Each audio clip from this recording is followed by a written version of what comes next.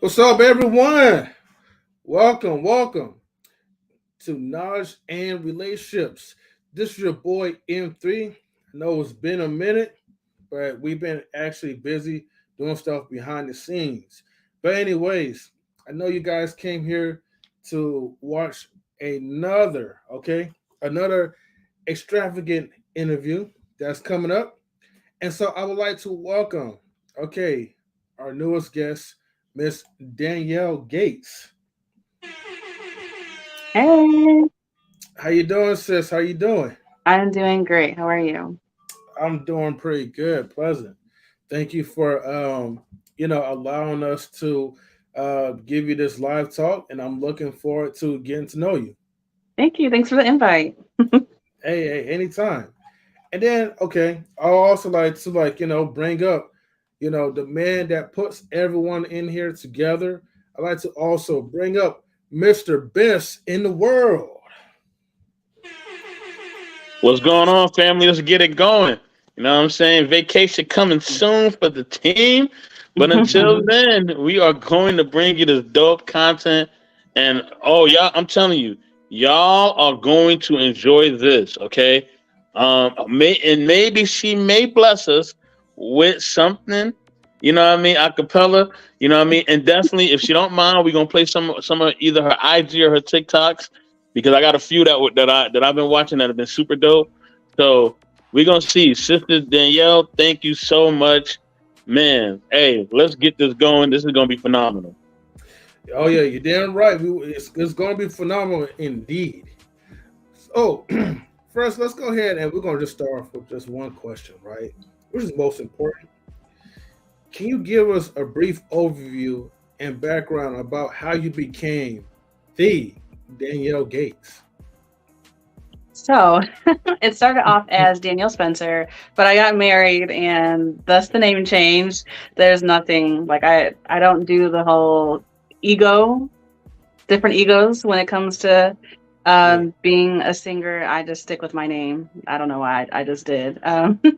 I started releasing my own music about a couple years ago, and I feel like it took for the pandemic to happen for me to really think about what was missing in my life. I also have PCOS, polycystic ovarian syndrome, which makes it really harder for me to have kids.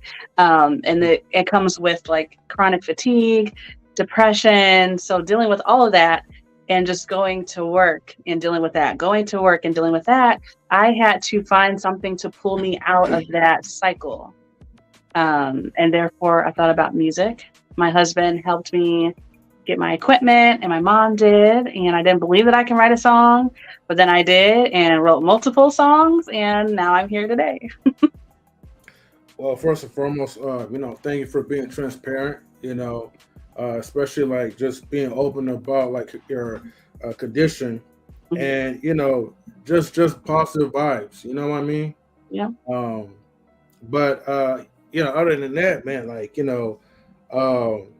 that's dope. Like as far as like making an album, being a married woman as well too. Even those like are accomplishments, as I would say. Oh, thanks. That's what's up. It is. Yeah, it really is. Nowadays, that is really like a huge accomplishment. Mm-hmm. We also have someone in the building. Shouts to Eric. E-Rich, yeah. Oh, E-Rich. E-Rich. Okay, E-Rich. He's amazing. He's been helping me spread my music out to different online music review shows, and he's been just promoting me through word of mouth, which I had mentioned in one of my past videos. That's like my favorite methods of marketing. So he is amazing. Him and his wife.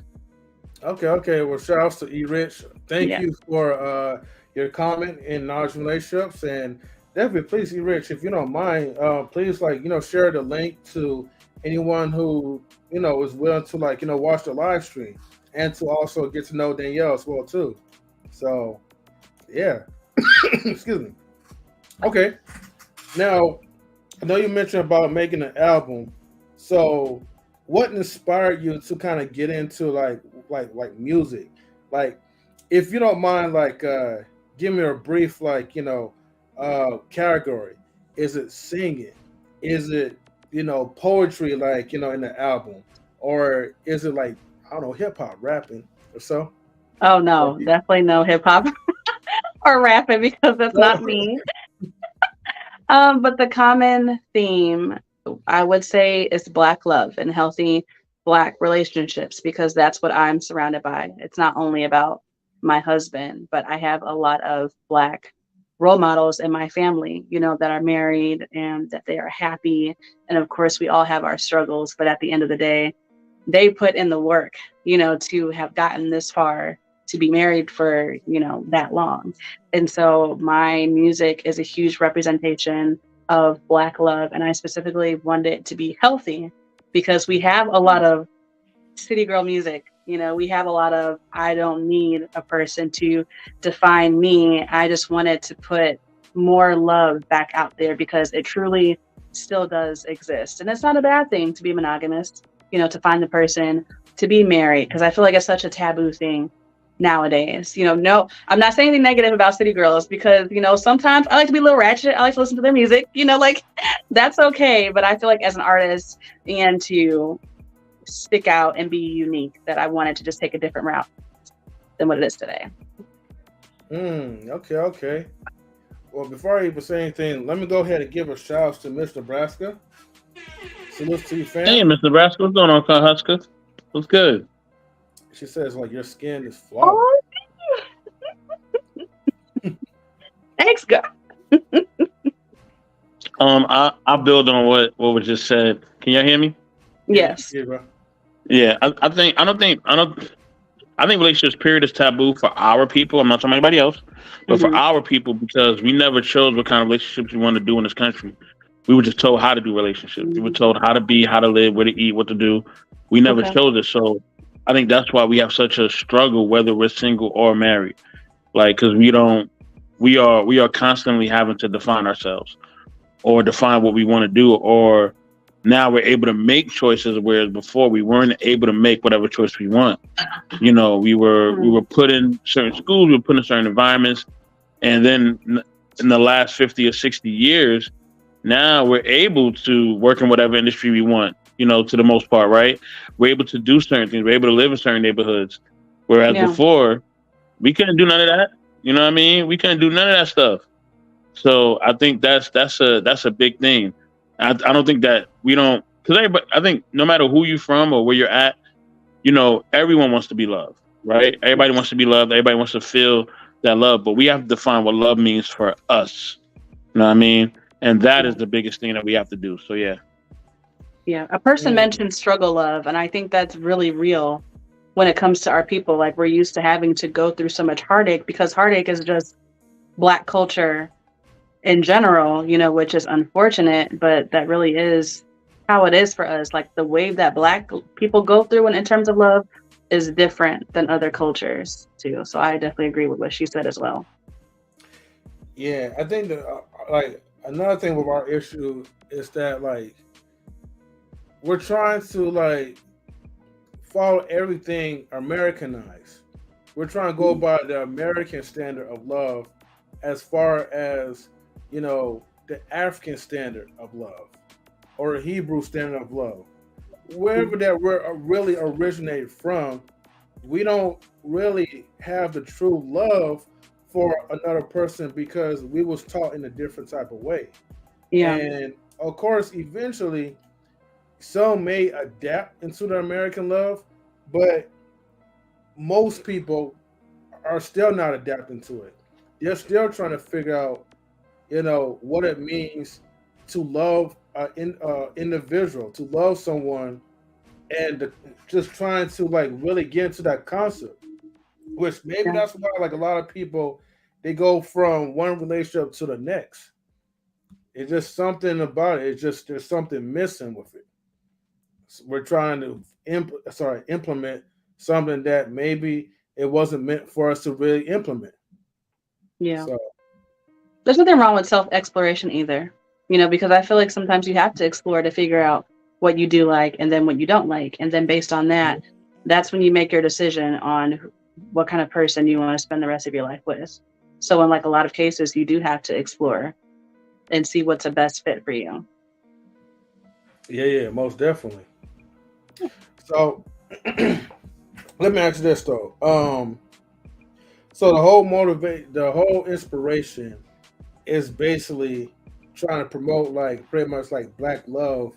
And I understand that nowadays, whatever you hear, like let's say like the same music that you mentioned. I mean, there's a whole lot of. It's easy to kind of engulf into something that is going to be negative, or that's going to be kind of contrary to like a person's personalized morals. Yeah. But what really like set the deal for you? Whereas like you decide, hey, like you know what, I'm not going to follow that trend, even though that trend could be like the easiest route for me to go to. But I want to promote something that makes me stand out among the rest of the people. That's what they're doing as far as with their music. So what made you decide to really want to promote love for black people? That's a great question. I think that a lot of that has to do with just knowing who I was before I stepped into doing music. I knew what my morals were. I knew what kind of person that I wanted to be for my husband. I knew how I wanted to represent him and my family. And I never want to do anything that embarrasses him. I never want to give anybody else husband attention that's not my husband. And that's just the core of who I am. I'm also raised old school. So how I sing and my music has a very old school aesthetic. So it really, I know it's cliche, but it's honestly just me being true to who I am. That just did it for me. Like I didn't have to explore in that sense what I wanted to do before I got into it. I knew who I was and my platform and what I stood for before I went into all of that. Like I said, I still support girls that do that because that's their prerogative. And, you know, when I'm getting ready to go out to the club with my cousin and go to the karaoke bar, you know, that's the kind of music that gets me turned up. But I know personally for me as an artist, that doesn't make sense for me. So as long as I know my lane and can respect other people's lane, it is what it is. Yeah, I wholeheartedly agree to that, you know. And, you know, it doesn't make anyone like, you know, self-righteous or anything. It's just that. Yeah. It's just like, you know, our preference of how we would like to deliver, you know, our art, you know, our talent. Yes. Like for me, you know, I've done like, like music as far as like, you know, rap music, but most of my lyrics is not about like talking about drugs and street violence and all that. It's basically just trying to have like some fun. Kind of like more like a type of tool where it's like, hey, I just want to rap, but to kind of make you laugh type of thing. In the comedy. Okay. You know what I mean? I get you. So, yeah, music doesn't always have to be serious. And that's what I feel like some artists, that's where they get kind of caught up. They're like, oh, you got such and such making my booty hole brown and she making it big. But I'm like, you got to understand, like, it doesn't have to be serious. Like we live in such serious times today. Like it's okay to be silly or make something that doesn't necessarily make sense, but it makes you laugh. And like, there's nothing wrong with that either. Like she played the game and she got in. I ain't mad at you. And plus it's funny. Like you have to, it doesn't have to be serious always. We have to learn how to loosen up. Yeah. You know, they always say like, you know, laughter is like the best medicine. Mm-hmm. But unfortunately, like, you know, especially like in these times, you know, well, I don't care what I say, but you still have to be careful of how you say certain words or whatever. Yes. Because, you know, people, they could easily get offended, you know. You're not going to 100% satisfy anybody. That's just the reality of it. It is what it is. And you know, and that's definitely true. Which that's why, like, I'm glad that, you know, I am the way that I am. Because you know why? I mean, yeah, although you may get offended, you know, by whatever I said that wasn't intended, but by the end of the day, I'm not gonna lose sleep over you crying in the pillow about some words that I'm saying that you took or misconstrued about. That's what it is. You know, some people will like it, some people will hate it, you know. And that's just all part of you know, the journey through, like, you know, your voice, your talent, your music, your songs. So it is what it is. That's music, but that's why you have a lot of other genres and you have a whole lot of other artists. If you don't like it, respectfully, listen to somebody else. Like, that's why there's a variety. Like, I know I'm not everyone's cup of tea, and everyone's not mine. So that's why you got juice, you got water, you got pop, you got different options. You don't got to stick around. Go explore those different options. It's okay, sis. Salutes to Quantum Love. Thank you for tuning in.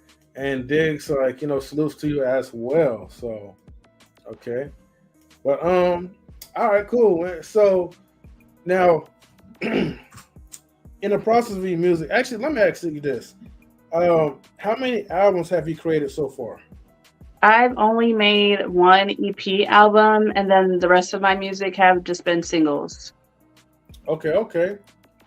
Well, during the process of it, the development of your content, like what were some of the obstacles that if you had any obstacles that you ever encountered, or if you did so, how'd you overcame it?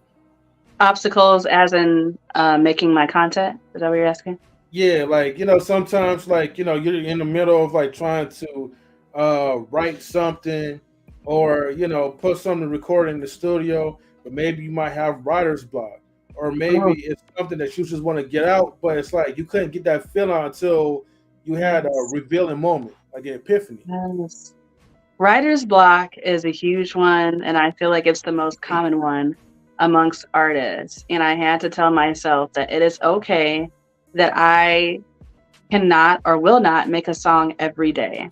We are human just like anybody else, and we need those breaks. Like being stuck in your studio 24/7 all day, all week, I feel like that does nothing for me, but it suffocates me and it traps my creativity. Like sometimes I have to go outside, I have to go on a walk, I have to look at something beautiful to be inspired, or I have to talk to someone else and hear their story in order to be inspired. But being stuck and caved in my own studio does not help me. So I just had to be okay with the fact that I wasn't going to accomplish something every day. And that's just in life. Like we all have a list of what we want to do and what we want to accomplish, but sometimes it doesn't happen because life happens. You get tired. Maybe there's a family, issue going on, and you have to put it to the back burner for a little bit and maybe come back to it in a couple of days. And that's how I dealt with it. Just sleeping on it. And I want my songs to come naturally, because I feel like the audience can tell when something is forced and when it's not fully finished. We can't always focus on trying to get a lot of records out there, like 10 songs in a month. Like we have to just focus on the quality. And that's what I really try to do. Like take breaks, come back to it in a couple of days, make sure it's natural. If it's not ready yet, I'm not going to work on it. I'm going to go to a different project and maybe something else will be inspired. And then I come back to that project when I can, when it's ready. Okay, cool. So like, let me ask you this, like, okay, do you have like your own, do you have like your own like professional studio that's built up, or do you go to like a friend's house or so? Like, how's the process like?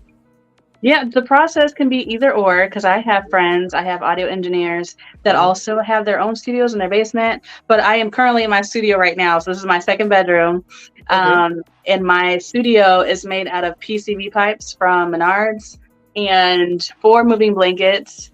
And I have my microphone, computer, all that inside. And I have the cool lighting around my room and inspirational art. So in most cases, I'm in here because that saves a sister some money, because, studio time costs. So as much as I love my friends, I'm like, I'm going to save my coins, and then I'm just going to email my stems to you so you can engineer that thing. Yeah, but for the most part, I'm in my own studio room doing my stuff.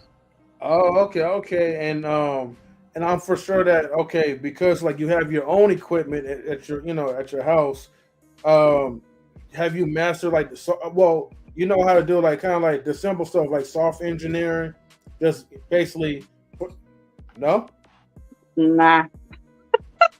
No. Okay. So not at all. So you gotta talk to me about that. Like, okay, what about your husband? Like, does he help you out? Does he do the engineering for you, like without your friends?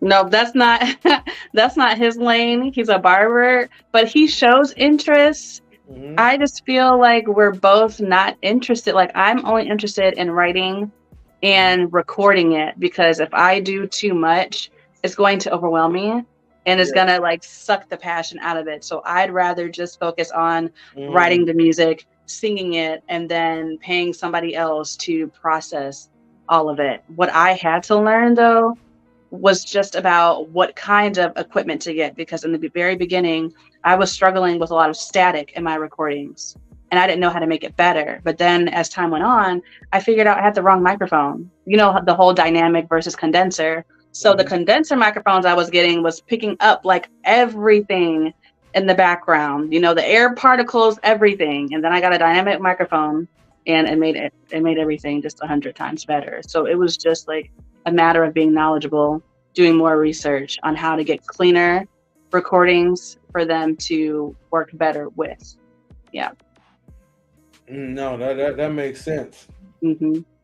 Yeah, the most I have is I'm assuming like it's probably a dynamic, but at the same time, I mean the microphone I have does pick up, you know, like a lot of sound, but I don't know if you hear like the birds chirping in the background, but all right, then cool. But yeah, like I mean, in my past time, like when I was working on music, my problem was at that time, I needed to get things done, I needed to get things done in my own timing.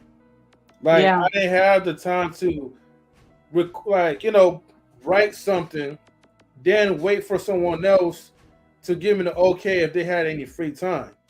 You know, I need my stuff to be done ASAP, you know, otherwise I'm gonna forget the cadence of it. So yeah, the same thing happened to me. Like I guess it was a condensed mic or whatever. Almost like, you know, like one of those like regular mics that have like the ball pin to it.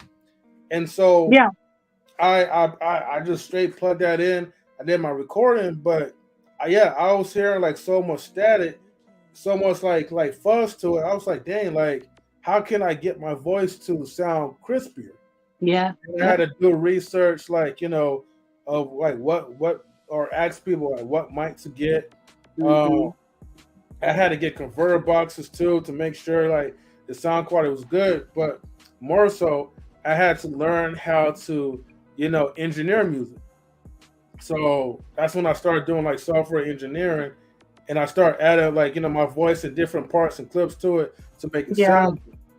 And you know, it definitely, I say like it definitely saved thousands of dollars going to the studio when you actually could just bring people in and just collaborate and then work on music together. So that was the beauty of for my part.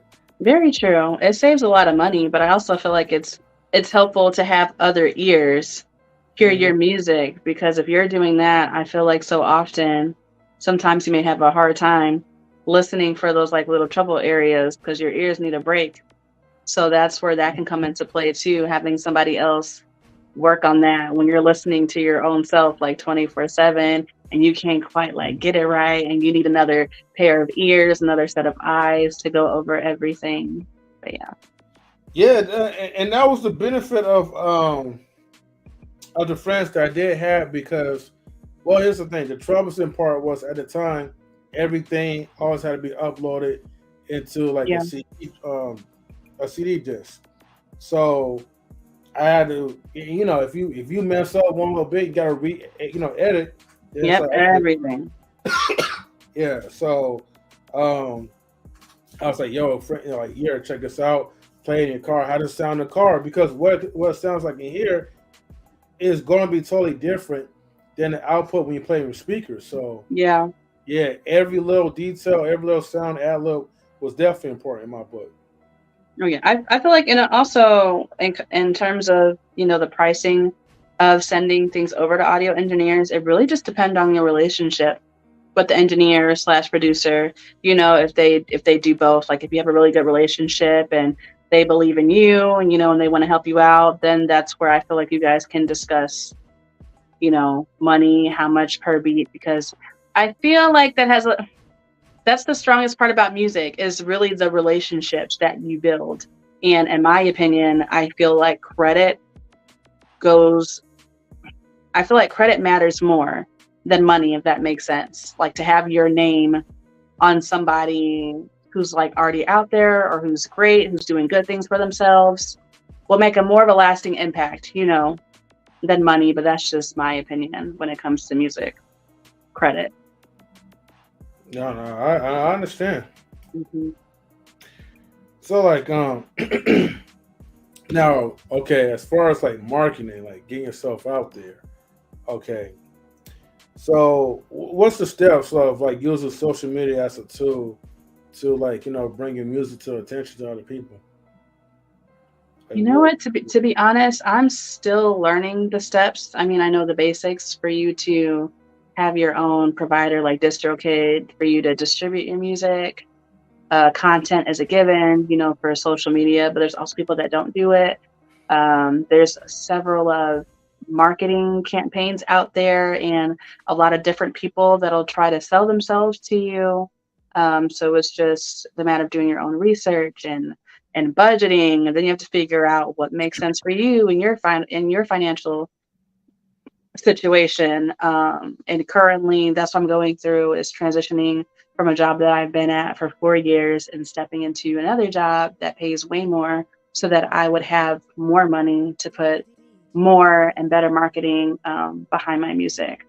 Because that's really what I lack, because it costs so much, and I also have to live and pay my bills. So I'm super grateful to be stepping into a new season that I will be getting paid more, so that I can do more faster with my music.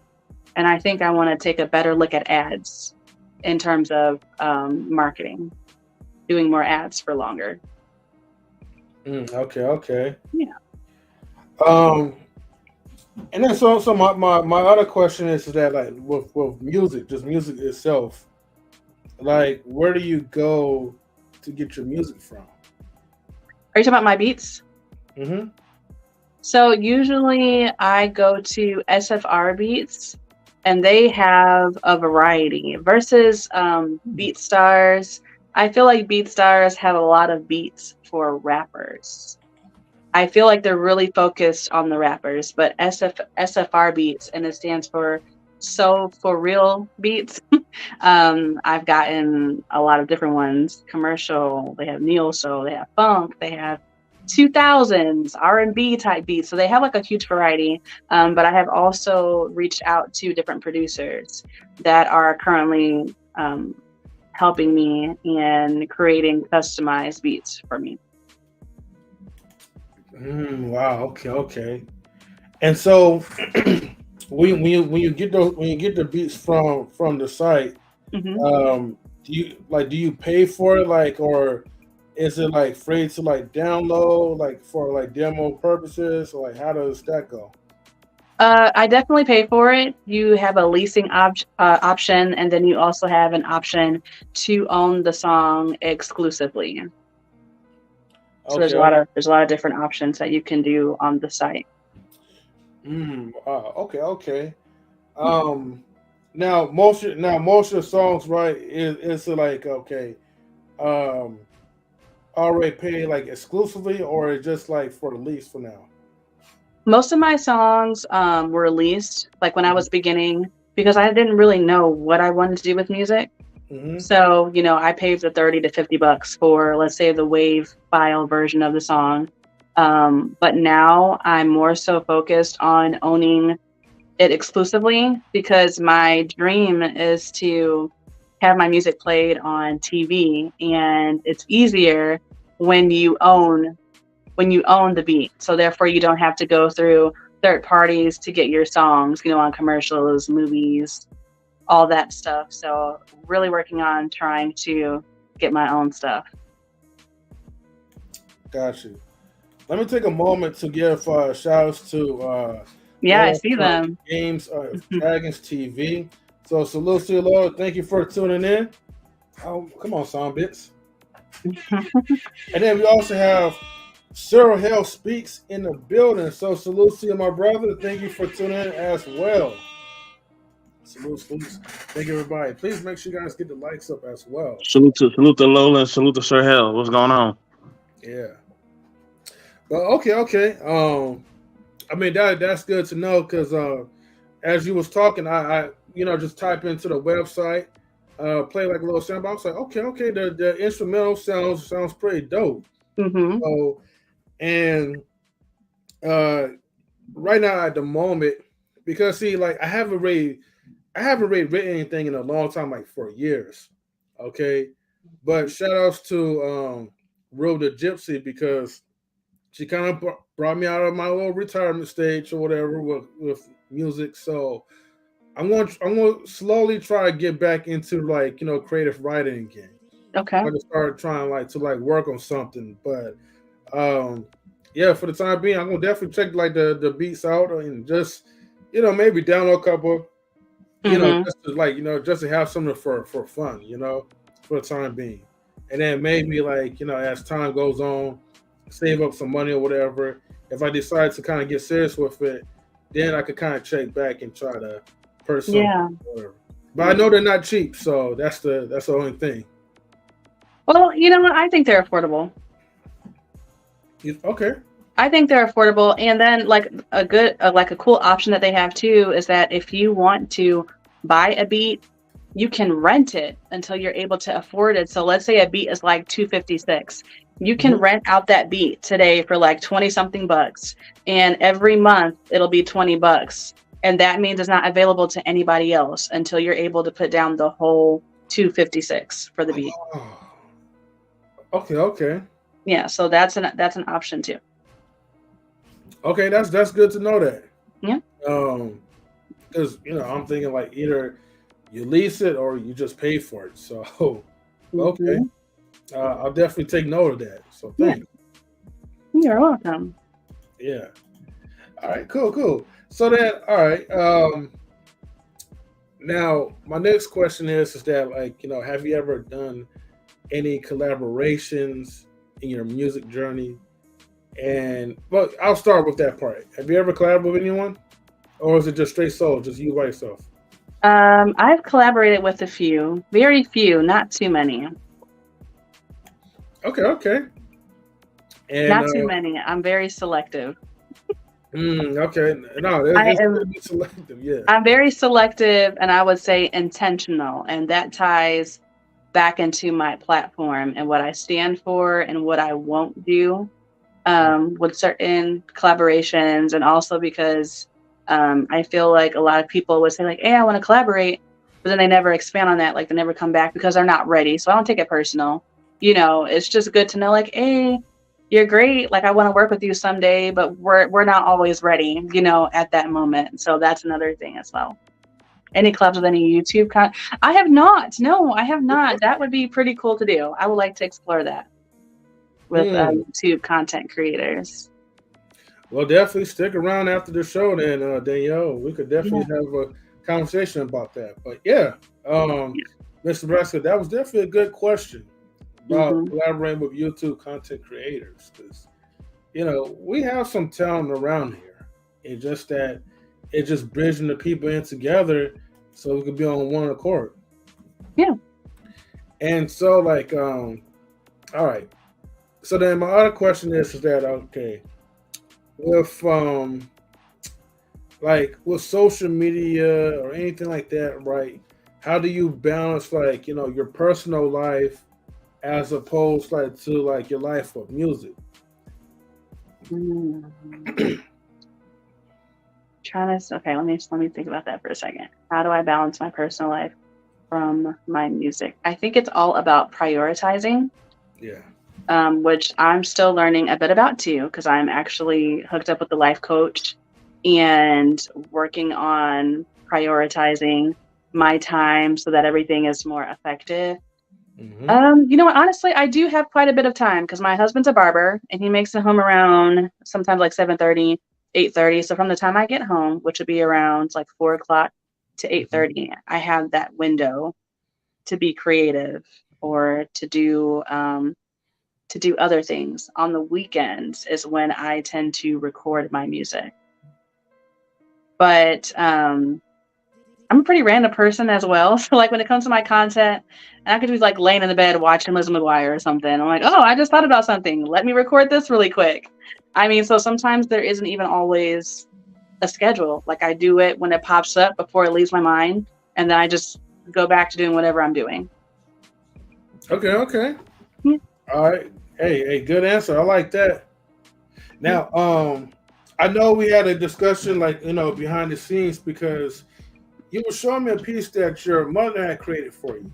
Yeah. If you don't mind, like, showing it off, but it was like kind of like a customized, like, gold little album that I saw. Mm-hmm. So that kind of like caught my eye for a bit. Yeah, let me show you guys, and let's hope this doesn't fall. But this picture in the middle is a golden record plaque that my mom made for me last Christmas.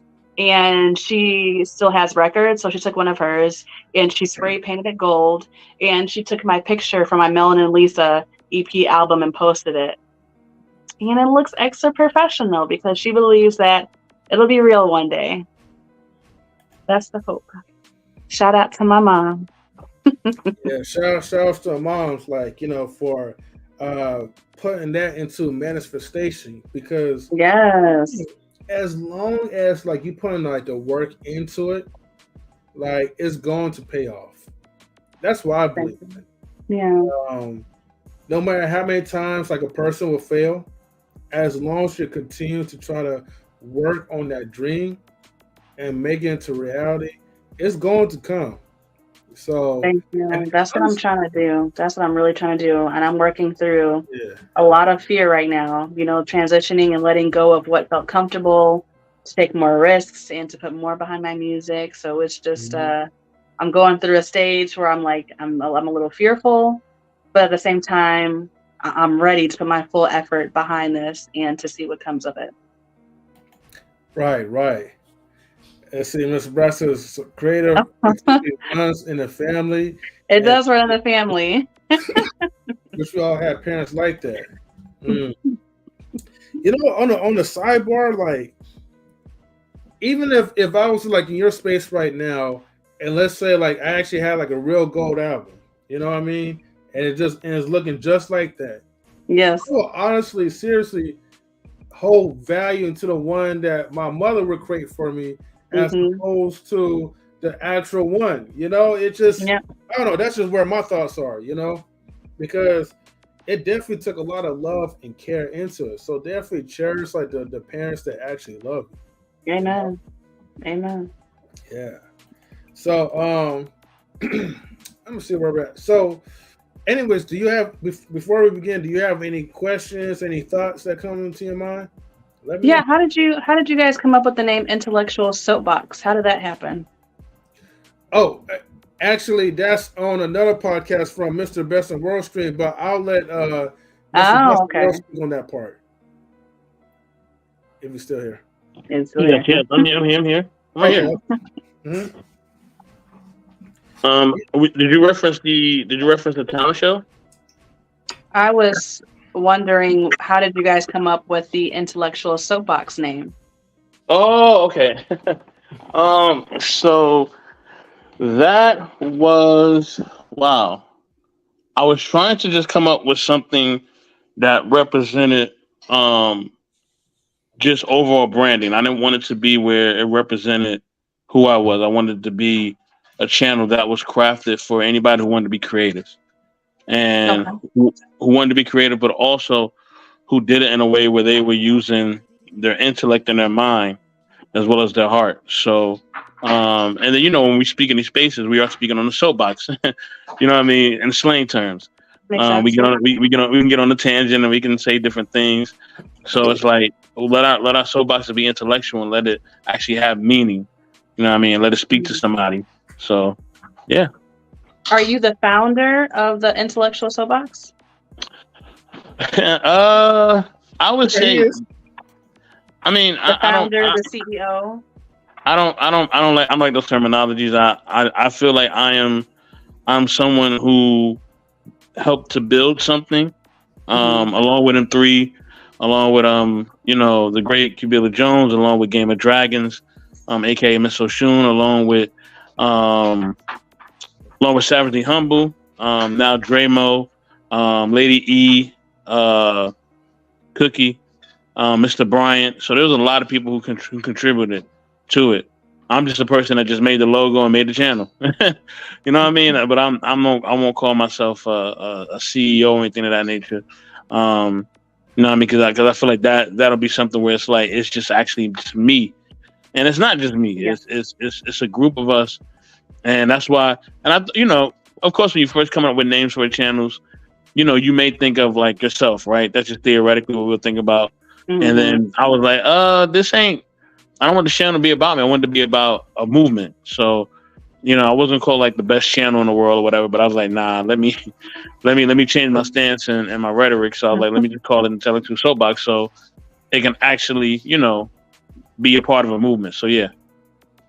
Okay. And teams are so hard to find, like in terms of making sure like the personalities work together and everyone's going to put their best foot forward for your brand. So how did you go about finding your team members for this channel?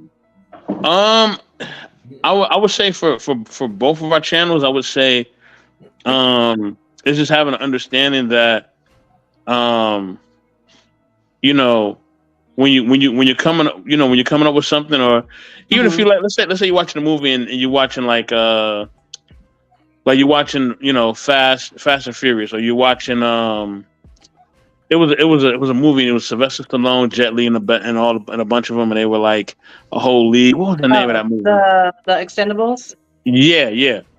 So, you need different personalities, you need different parts in order to make it function. So, I don't want everybody to come from the same background I come from. I don't want everybody to agree with to have my same talking points or my same ideologies. Like, that's cool, but it's much more fun to me when somebody actually has something that's different. You know what I mean? Because it makes the conversation better. Because again, different perspectives, and not only that, it makes people want to watch and be engaged. We all sitting here, and it's like, I like apple juice. Yeah, I like apple juice too. Oh yeah, I like apple juice too. It's like, all right, cool. Y'all like apple juice, good. You know what I mean? But if we have different perspectives, and even if we have different ways of living or different things that we believe in, that's what makes it work. And I've told it to people. I've told people like, look, I've told it to several team members, some who are watching right now. So don't get mad at me that I'm saying this about you, but I'm not going to mention your name, because I respect you. But I've told certain team members that, look, not everybody's going to see everything your way. They're just not. You know what I mean? But here's the thing. When we're doing business and anything else, we already know that we're going to work with somebody who is not going to be anything like us at all. Yes. But yet we still go to that job and we still put our best foot forward. You know what I mean? Because we understand our overall bottom line. And it's not just about money, especially once you get in a career. Once you get in a career, the money part is an aspect, but when you really are in a full-fledged career and you're actually very successful at it, the money part is just an afterthought. You're thinking about, the culture. You're thinking about, just the overall team, aspect of that, the morale of that place, right? Yeah. The amenities, things of that nature. So, the money part is an aspect, but it's not the end all be all. The end all be all is, can I build here? Yeah, the passion, the quality. Yeah. So that's the thing. Like you could be able to build with somebody, and y'all may not agree. You know what I mean? Me and this man actually met each other's families. Like we actually spend time with each other. This man has been to my grandma's house. Ain't nobody really been to my grandma's house. You know what I'm saying? So we have an in-depth connection, and we don't always agree. So if I don't agree with him all the time, I'm not gonna agree with anybody else all the time. Yeah. So yeah. That's life. Yeah, but I like the questions that you asked. Like, definitely, and yes, I do agree, Mr. Brusker. Great questions indeed. Yes, phenomenal questions. I like them. Yeah. But see, that's what makes okay, like if I could speak one thing about the Intellectual SoapBox, and also along with knowledge and relationships, is that like everyone is going to have a different perspective for things. Yeah. You know what I mean? But it's just basically bringing people together because, you know, we get like we watch a lot of negative stuff like on Black YouTube. Yes. You know, and you have this frivolous like gender war. Sometimes, I mean, look, it's entertaining, it's good, but other times is that okay, we don't have to be the ones to participate in it. Mm-hmm. We can actually be vocal of what's going on both sides. Like for me, you know, I like to kind of like just point out like, hey, you know, what is the best common judgment? You know, what can we do as people to pretty much end something that we mostly complain about? And if I see that, okay, I gave it an answer and that's not satisfying to you, it doesn't meet to your satisfactory standards, then I'm just going to pretty much joke around about these type of situations because I know that I can't really take certain individuals seriously. You know, it's entertainment, it's educational, like we do all the above. But by the end of the day, we want to make sure that, hey, you at least walk away, learn something. And if not, then I'm like, then what are we doing? Yeah. What are we not doing? Mm-hmm. So, thank you, Miss Nebraska. You know, so and you know, and shout outs to Miss Nebraska as well too. Miss Nebraska has definitely been a strong contributor into both our platforms. Yes, been very supportive, very loving indeed. But you know, make no mistake though, right? You know, she will definitely speak her mind whenever it is highly necessary. But other than that, you know, shout outs to Miss Nebraska. You guys talked about going on vacation. Does that mean will you guys come back to streaming, or you guys will just be taking a break from like streaming altogether?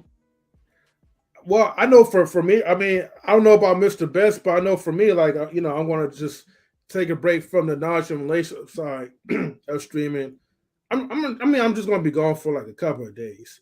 Actually, where I'm going to, it actually relates to music. So I'm going to meet like Road the Gypsy so that we could go to a professional studio. I mean, besides just studio, you just meet, greet, hang out, spend time. Yeah, and then, network like, get into like, you know, the studio business because I don't want to just go there just be like, hey, like, you know, all right, doing business, and then I'm out. I want to actually leave an impressionable personality and sense of care into the person as I make my drive out there. So I want to make sure that, hey, like, let's try to build because in the future we might be working on some more projects. And I want to make sure that, hey, you cool with the things that I do, and I'm cool with the things that you do. Yeah, building relationships is really important, especially in music. Yeah. I would say for myself, it is a break just based on the fact of this second season has been very, very it's been very productive but very challenging. You know, so it's been fun, it's been productive, but it's been very challenging because of the loss of one of our teammates, the late great QueBee Jones. She transcended during New Year's Eve of last year, so it's been very hard, and I never took the time to really fully process that loss. Thank you. And our team never took time to process that loss, you know, because it's social media and we know we have to be on our grind. You know, and you know, through us grinding and us just trying to get to that point, we were able to get monetized. You know what I mean? So we got to, you know, the goal that we've been trying to reach for a very long time. And so now we are at a space now where, you know, we just want to build. We just want to build community. We want to build content. But also we know in order to do that fully, you know, we got to have all hands on deck and, you know, and we got to be fully focused. And I know for myself right now, I need to retune. I need a break and I just need to relax. You know what I'm saying? Like, I just need that. I need to heal, relax, chill out, get in the sun, wear my shorts. That's go good. to happy hour. You know not what I'm saying? Not a lot of people are able to turn that off and admit when they need a break. Like, they think they have to be in front of the camera 24/7. They think they have to say yes to every interview. And I was talking about this a little bit in a video that I haven't yet released, but I think it is so important to stay true to yourself and be human while you are in that lifestyle, because you see like artists, they take extended breaks because it's a lot. You know, we all need vacation. So I'm definitely proud of you for acknowledging that and being aware and doing something about it, because people will be aware, but they don't do anything about it. And then they stay, you know, burnt out, you know, so kudos to you for actually doing something about it. Thank you. Because if you don't do something about it, you're going to begin to hate what you love doing. You know, Lauryn Hill talked about that in her Unplugged album. You know, something that she loves so much, she began to hate it because, you know, it had burnt her out. You know what I mean? So, you know, we know you're the queen of breaks, Mr. Raska. So you know what I mean? And she's been on a real long break, but yeah, like I'm taking this break, you know, and so that you know we could just, you know, I could just be back in my mode. I could be back, you know, fresh and ready. Fresh. Yeah, and that's what it takes. But you have to know when to turn it on and when to turn it off. You know what I mean? Because this is entertainment. It's not life. Some people make it their life. If they want to do that, then that's fine. I'm not knocking on nobody's way of doing their content or way of them doing social media. Yeah. But for us, because we are seasoned and knowing how to do this at this point, you know what I'm saying? We know what makes it. We know how to make it work. You know what I mean? We already monetized, so that kind of shows people that we know what we're doing. You know what I mean? If you monetize, you know what you're doing. And some whether you're making content that I don't agree with or content that I love, if you are monetized, you have found your niche. Yep, you're creating that buzz. Yeah, and that's the thing. So people who are monetized, they found their niche, whether right or wrong.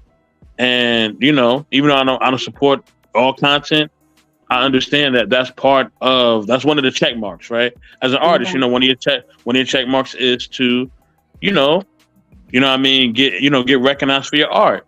You know, whether it's the Grammys, whether it's the American Music Awards, you know what I mean, whatever type of recognition you get, if you just get that, just to get that nod, right? Yeah, you may not win the award, but you get the notification that your work has been valued to that level, right? You know what I mean? So we see artists, you know, you see on an artist, if they're being interviewed, or even if they release another album, right? It'll say Grammy Award nominated. It won't even say that they won. It'll just say Grammy Award nominated, right? Yeah. Because they have been selected based on their work. You know what I mean? That they have reached a certain plateau. So, you know, we've done that. We've reached our goal. Now it's just time to, you know, to chill out. And, you know, there's certain things that I will address, you know what I mean, in the next coming days. I'm going to do a couple of streams that I'm going to address certain things, and I'm going to address certain individuals that just need to be addressed, you know what I mean? And they need to be, you know, and these things need to be put in order, and if that makes sense. So, yeah, and that's coming over this weekend. So, yeah. Yes, recharging is really important. Definitely vital. Okay. So my other question is, right, like, what advice will you give to someone that's following like your footsteps to find success, like in music? My biggest advice is just to know who you are. Know who you are so that you are not easily swayed. So you're not just going along with what everybody is doing or what everybody is saying. You know, it's okay if you want to do things that fit with the times, you know, but also know your boundaries, like create boundaries. Don't be down for anything. You know, I feel like that's how you can get caught up really easily. So just really knowing who you are. Do that. Try to focus on who you are, and then the rest will come, especially when you stay true to yourself and be original. Well said. And shout outs to Wally. So Wally, salutes to you. Thank you for tuning in. Wally, what's good, brother? Salute. Yeah. That's another good brother, man. Like, definitely major salutes to Wally. Thank you for always for supporting, like, both our channels. So much appreciated, Wally. You know. All right, yeah, and that's good. Like, to kind of leave something that will have people will think. You know what I mean? And like reflect. So yeah, thank you for sharing that. Absolutely. And so, looking back on your journey, is there anything you would have done differently, or any lessons learned from, what you shared with the audience? I'm sorry, any lessons like you learned that you could share with like the people who are watching? The lessons that I've learned. I would just say that there are still people that are genuine, and there are still people out there that want you to win.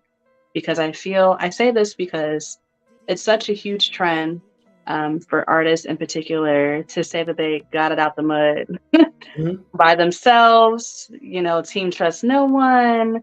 And that's not the case. Somebody helped you get to the position that you're in today. Somebody's yes got you there. There's fans that have loved you and have carried you. And you hear so much about people that you can't trust in the industry or the labels, but I've had a much different experience. Maybe this is just my connection with God, and He's presented certain people in my life, like you guys, to help me get from point A to point B. I would just say still keep an open heart. Of course, there's sometimes where you're going to misjudge somebody, but use that as a lesson. But don't allow that to close your heart, because when you do that, you're closing your opportunities. So still be that person, still be open, still be willing. But I would just say give yourself a chance to trust, because if you're taking that away from yourself, you're taking away certain blessings because you're believing what other people are saying. So don't close yourself off to your blessings. That's what I've learned. There's still good people out there. Yo, I like what you said, because ever so often, I don't think I ever heard anybody that came as a guest to our panel that was so open to talk about trust. Mm-hmm. Like, you know what I mean? Like, when I mean trust, I mean like really breaking it down into details about it. Like, hey, if you trust this process, even though maybe that person you're allowing this person to either hurt you or to bless you. Yeah. And a lot of people are so afraid of getting hurt or getting burnt, they keep closing doors without knowing that you're blocking all these other blessings that's coming your way. So yeah, that's a good point. I like that. And my other question is that, like, okay, now when you received the invitation to join our panel, like as a special guest, what was the first thought that you had about us, and why did you decide to give Knowledge and Relationships a chance? My first thought was just that I didn't know anything about you guys. And then I remember tuning in for a show. I couldn't stay for that long, but the conversation was, interesting enough. But like I said, I can't remember. I watch a lot of different things. Okay. But then I was wondering, like, why would they want to interview me? They're talking about relationships. But then Mr. Best in the World contacted me, and he was so nice, and that's what kind of lured me in more. I'm like, yeah, let's do it. And I like more of the conversational platform that we're having. Mm-hmm. No, I appreciate it. I mean, well, see, that's the thing. Like, we may give something from our own personalized perspective, which fits into the knowledge category, but when you add the relationships into it, outside of trying to attain knowledge and to give wisdom, you're trying to build relationships. So, if you're ever in doubt, like, man, like, why would other people besides knowledge and relationships will want to reach out to me? It's because they see something in you that can actually benefit for other people who are watching, who are listening. That makes sense. Yeah. Yeah. Definitely. I'm never going to turn down an opportunity. You know, opportunity is opportunity. It's just like, you know, it's another chance to network with somebody that can help carry you from point A to point B. Like, you never know who a person would know, or you never know what you're opening yourself up to, you know, in terms of experience. So like, I swear, and I've been only, like I said, I've only been releasing music for about 2 years now, and I've met so many different bomb people, like just from responding, just from saying hi, and, you know, building those relationships. So it's been a great relationship building experience. Yeah. Okay, so now I have one last question, because I see we're at the 1 hour mark, and I know it's almost 10 o'clock your time. So to respect your time, I personally would ask you one last question. If Mr. Best have any questions, like, you know, feel free to chime in, Mr. Best. But you know, you have any like upcoming projects or collaborations that your supporters are looking forward to? I do, that I'm not going to talk that much about. I have quite a few things that I want to do. I don't have a deadline on it. I never put myself on a deadline, because nothing's ever guaranteed. I never know what's going to happen in this industry. But with me getting ready to work this new job, and like I said, making way more, I'm just planning on putting myself on the, you know, out there like steroids, like doing everything ×3, collaborating with, you know, different producers, and just really focusing more on building the content of myself and my music at the same time. So yeah, I'll be working on different few projects. All right, cool. But no albums, singles. Singles are easier to work on versus the EP album. I feel like when I get bigger, then the EP albums would make more sense to fit that. But right now, how things are going, singles are just easier to market and think about versus an EP. And I could be more consistent with singles versus an EP, because, you know, that could be forever trying to get every single song ready, and then getting a lot of money to put behind the whole thing. So singles is just what it is for right now. Now listen, I gotta give the sister her flowers. You know what I mean? Because, you know, and I've told her this over the phone, and I'll tell her this now. Her cover game is so cold. Oh my gosh. Like when she covers a song, like, she makes it her own.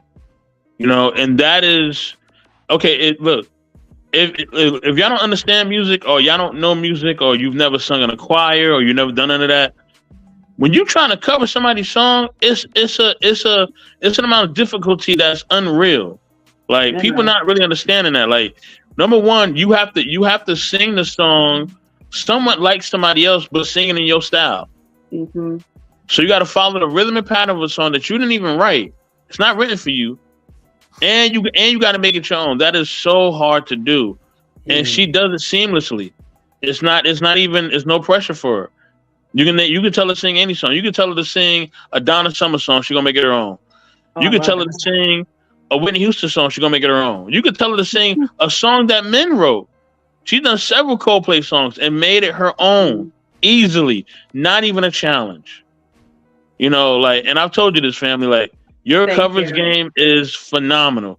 Where I've even told you, I'm like, sis, you need to do a covers album. like you got it. Like, and like I said, and I told you, I said, Rod Stewart made a whole career. He revamped his career by doing covers. This man was singing Al Green and all types of stuff. And we ain't never hear no Rod Stewart sing no Al Green. But he was singing a whole bunch of songs that was not his.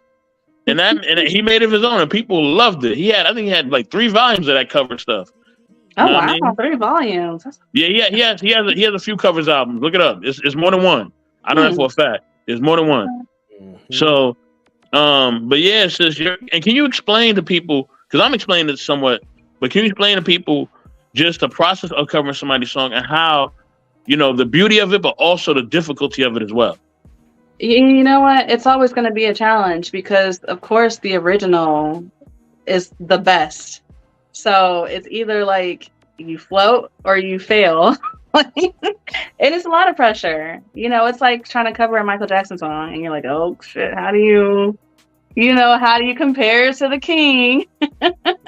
But like he said, I try to make it my own, and I love finding acoustic versions of the song because that's how it fits me more, because I'm a neo soul artist. So finding like the stripped down version of the song gives it a little less pressure, and it leaves me more room to put my own little touches on it and to challenge myself in different ways. Like I'm still taking voice lessons. I don't think I'll ever stop taking voice lessons. But yes, I like to find the acoustic version and give myself the space to be myself when it comes to trying to compare to the original song. Okay. Yeah. Okay. Well, look, I got one last it's more like a request before we let you go.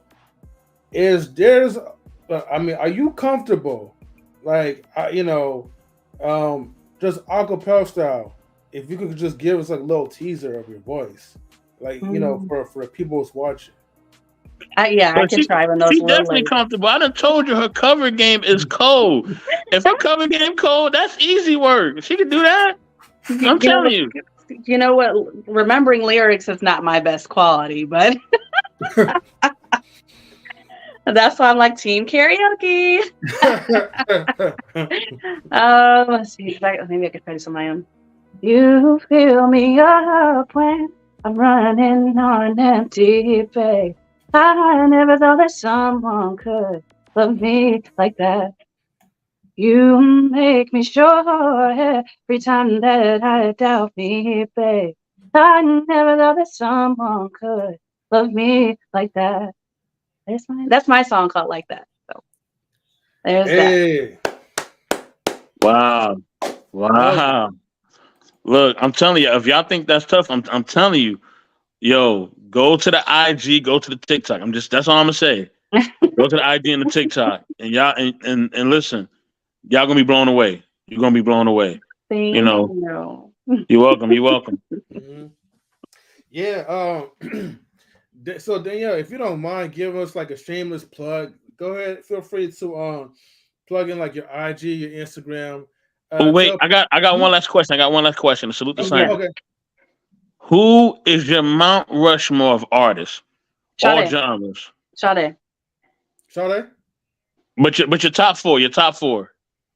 My top four would be yes.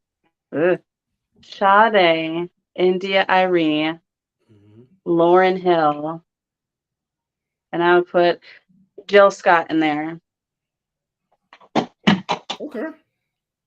Wow. Hey, that's what's up. The Neo Soul Gurus. Yeah, I put them up there.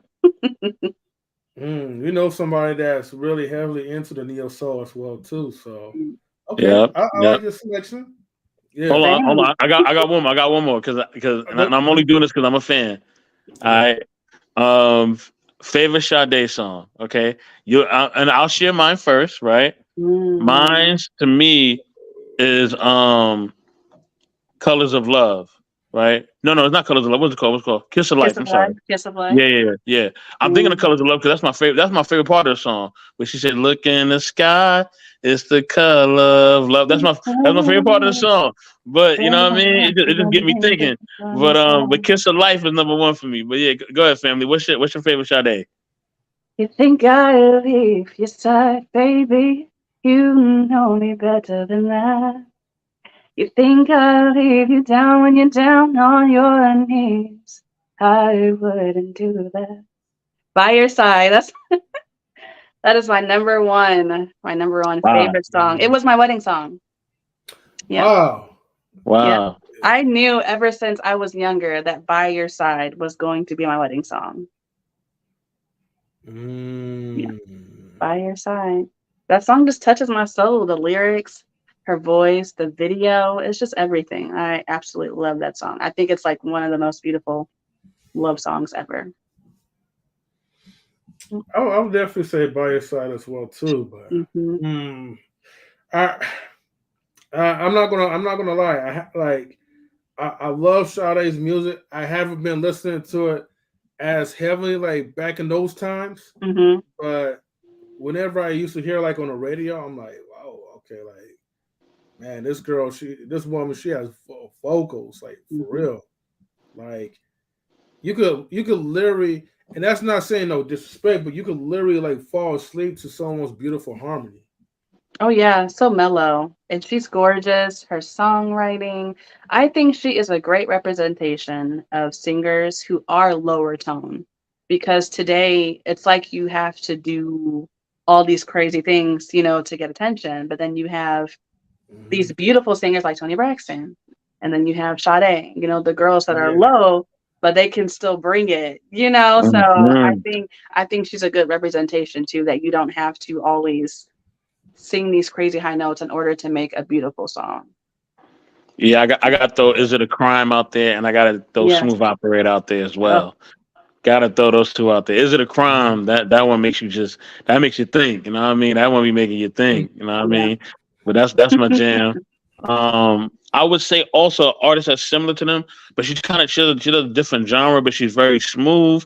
You may notice artist sister. Her name is Bebel Gilberto. She does bossa nova. If you've never heard of her, I'll definitely send you her stuff. She is incredible. Okay. Oh my gosh, incredible. Yeah, you gotta send it to me. Okay. Yeah, I don't think I can't say I probably never heard of music. Probably have, but probably never really paid attention to like the artist, the name of it. So, and then of course now these days I rarely even listen to the radio because there's so much garbage that's out there. Yeah. I've been hearing some songs on radio. I'm like, wait a minute, and I'm still here. Like I could have just made that. I could have just did that a long time ago. Yeah, for real. But see, that's what marketing does. See, that's why I'm taking this risk. That's what money gets you. Man, ain't no marketing stepping out like that, like garbage music, especially what I forget what they call it, like the mumble raps and all that. Like, come on. Yes.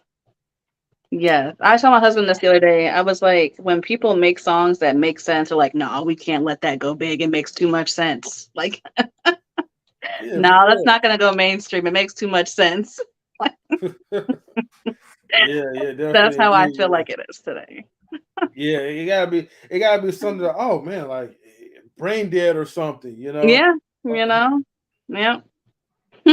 Too much sense, man. It's gonna wake people up, but exactly. But look, Danyielle, look, thank you for your time. You definitely been awesome. Thank you for also giving us giving the people like a little taste of your voice. You know what I mean? Yeah. So definitely much appreciated. Oh, before we cut out, if you want to shout out where they could kind of find you, like where it be your IG. I know Mr. Best mentioned about TikTok as well too. So whatever area, whatever platform where people could get a chance to listen to you, to listen to your music, feel free to go ahead and shout out. Absolutely. First, I want to shout out EazilyRigged because, like I said, he is amazing at spreading my sound, my music around.